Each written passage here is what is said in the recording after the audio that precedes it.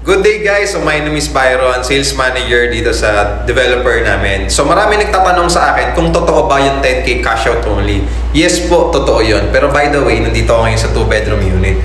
So, dito yung second room. Okay? So ngayon, totoo siya. 10,000 lang talaga ilalabas mo through Pag-ibig financing pa. So ito yung pagkakataon na magamit mo si Pag-ibig loan. Okay? Ang maganda niyan, magpapasa ka lang ng requirements, as kami nang bahala mag-process ng loan mo. Once na loan approve ka na kagad, pwede mo na agad malipatan at makuha agad yung susi ng unit mo. So, pwede mo tong tirahan, pwede mo tong paupahan, pwede mong gawing bed space, pwede mo ipasok sa Airbnb, kung anong trip mo, pwede.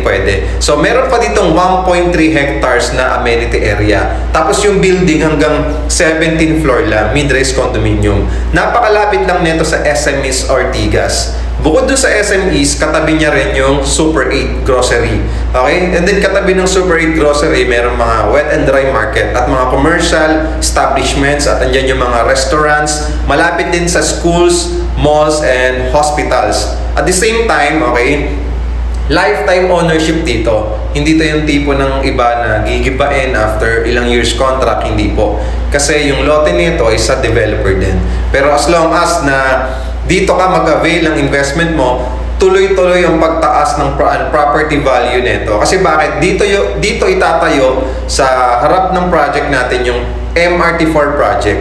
So malapit na rin simulan yan at mabilis lang matapos yan. So ibig sabihin, magiging worth it talaga yung investment mo dito kasi nga, mura lang siya, high quality, at the same time, mabilis tumaas yung value. Okay? So message mo lang ako dito sa account ko, i-follow mo na rin ako, i-like mo na rin yung mga videos ko, mag-comment ka na rin, and i-share mo na rin sa mga loved ones mo, sa mga friends mo. At syempre, paki-follow ako at kontakin mo ako sa Viber, pwede mo akong i-text or i-call kung nasa Pilipinas ka lang naman. Kung nasa abroad ka, pwede mo ko i-message anytime sa aking Facebook account, sa TikTok ko, or sa aking Viber account. So maraming salamat and God bless.